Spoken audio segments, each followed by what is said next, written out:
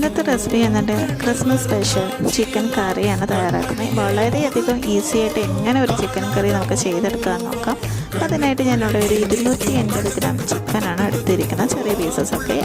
ആദ്യം തന്നെ ഞാൻ ആ ചിക്കൻ നന്നായി ഒന്ന് കഴുകിയിട്ട് മസാല പുരട്ടി ഒന്ന് സൈഡിലേക്ക് വെച്ചിട്ടുണ്ട്. അതിന് ശേഷമുള്ള കാര്യങ്ങളാണ് ഇനി നമ്മൾ കാണിക്കാൻ പോകുന്നത്.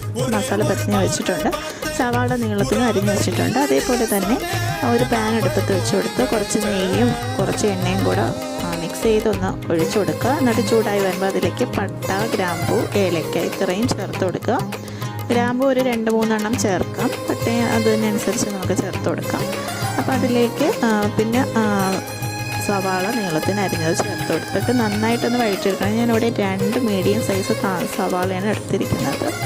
അത് നീളത്തിന് അരിഞ്ഞാണ് ചേർത്തെടുത്തിരിക്കുന്നത്. നമുക്ക് കൊത്തി അരിഞ്ഞ് വേണമെങ്കിൽ ചേർത്ത് കൊടുക്കാം. എന്നിട്ട് അതിലേക്ക് സവാള വഴന്ന് വരാനും പിന്നെ ചിക്കൻ കറിക്ക് ആവശ്യത്തിനുള്ള ഉപ്പും കൂടെ ഈ സമയത്ത് തന്നെ ഒന്ന് ചേർത്ത് കൊടുക്കുക. ബാക്കി നമുക്ക് ആ സമയത്ത് ഉപ്പ് നോക്കിയിട്ട് ചേർത്ത് കൊടുക്കാം. ഇനി കുറച്ച് തക്കാളി ചേർത്ത് കൊടുക്കാം. ഒരു മീഡിയം സൈസ് തക്കാളി പഴുത്തത് എടുത്തോളൂ. ഡെയിലി ഈ ഒരു പഴുപ്പിനുള്ള തക്കാളി മാത്രമേ ഉണ്ടായിരുന്നുള്ളൂ, അതുകൊണ്ട് അത് ഞാൻ അരിഞ്ഞത് ചേർത്ത് കൊടുത്തിട്ടുണ്ട്. അപ്പം ഈ തക്കാളി ഒന്ന് ഉടയുന്ന വരെ ഒന്ന് വെയിറ്റ് ചെയ്യണം. അതിനുശേഷം ഇഞ്ചി, പച്ചമുളക്, നമ്മുടെ വെളുത്തുള്ളി ഇതെല്ലാം കൂടെ മിക്സിയുടെ ജാറിലോട്ടൊന്ന് ജസ്റ്റ് ഒന്ന് ഒരു കറക്കിയാൽ മതി. ചതച്ചെടുത്തതോ ഇതിലേക്ക് ചേർത്ത് കൊടുത്ത് നന്നായിട്ടൊന്ന് മിക്സ് ചെയ്ത ശേഷം നമുക്കതിലേക്ക് പൊടികൾ ചേർത്ത് കൊടുക്കാം. പൊടികളായിട്ട് മുളക് പൊടി, മല്ലിപ്പൊടി, അതേപോലെ തന്നെ കുറച്ച് ഗരം മസാലപ്പൊടി, ചിക്കൻ മസാലപ്പൊടി, പിന്നെ ഇച്ചിരി മഞ്ഞൾപ്പൊടി ചേർത്ത് കൊടുക്കാം. കുരുമുളക് പൊടിയും കൂടെ ചേർത്ത് നന്നായിട്ടൊന്ന് മിക്സ് ചെയ്ത് കൊടുക്കാം.